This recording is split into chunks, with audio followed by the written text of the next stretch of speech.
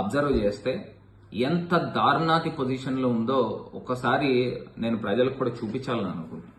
ఇప్పుడు మనం ఒకసారి గూగుల్లో టైప్ చేసి రాజమండ్రి ఎయిర్ క్వాలిటీ ఇండెక్స్ అని మనం టైప్ చేసి కొడితే దీంట్లో వచ్చిన అంశం ఏంటంటే లైవ్ ఎయిర్ క్వాలిటీ ఇండెక్స్ 187 అని వచ్చిందండి.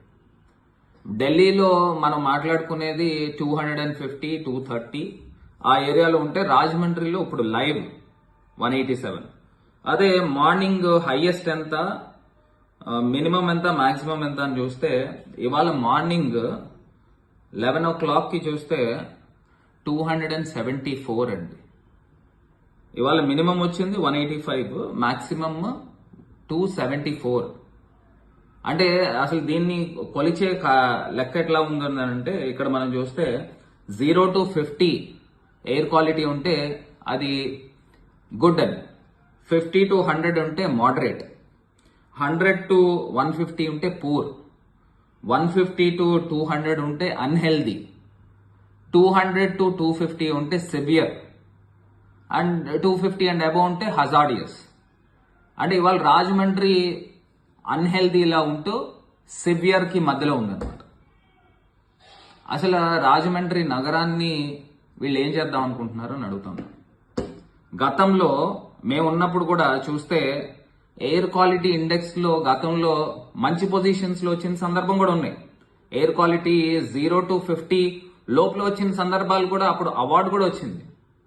అంటే ఆ పరిస్థితుల నుంచి ఇవాళ రాజమండ్రి ఏ పరిస్థితుల్లోకి వెళ్ళిపోయిందండి? అసలు లోపాలు ఎక్కడ జరుగుతున్నాయి? ఇవాళ ఈ కూటమి ప్రభుత్వము పూర్తి స్థాయిగా దృష్టి పెట్టాల్సిన అవసరం ఉంది. వీళ్ళ రేపు కాక ఎల్లుండా వచ్చే సంవత్సరం పుష్కరాలు చేస్తున్నారా? కోట్ల మంది ప్రజల్ని రాజమండ్రి తీసుకొస్తున్నారా? అసలు రాజమండ్రిని ఒక రకంగా చూస్తే మేము ఎంత అద్భుతంగా తయారు చేసి ఎన్ని వేల మొక్కల్ని డివైడర్స్ మధ్యలో కానీ నేషనల్ హైవేకి అటు సైడ్ ఇటు సైడ్ పెట్టడం కానీ ఎన్ని చేయించానండి.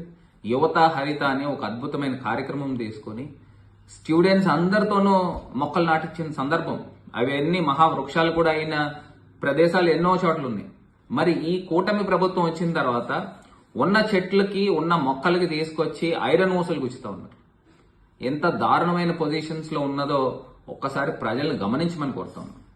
ఇక్కడ సాక్షాత్తు ఆంధ్రప్రదేశ్ రాష్ట్రంలో చంద్రబాబు నాయుడు గారు, ఈయన నారా లోకేష్ పర్యటన చేసినప్పుడు మొత్తం మొక్కలన్నిటిపైన కూడా తీసుకుని వచ్చి ఆ ఊసలు గుర్చి దానిపైన ఫ్లెక్సీలు పెట్టిన సందర్భం మొత్తం నాశనం చేస్తూ ఉన్నారు. ఒక్కసారి ప్రజలను ఆలోచన చేయమని కోరుతాం.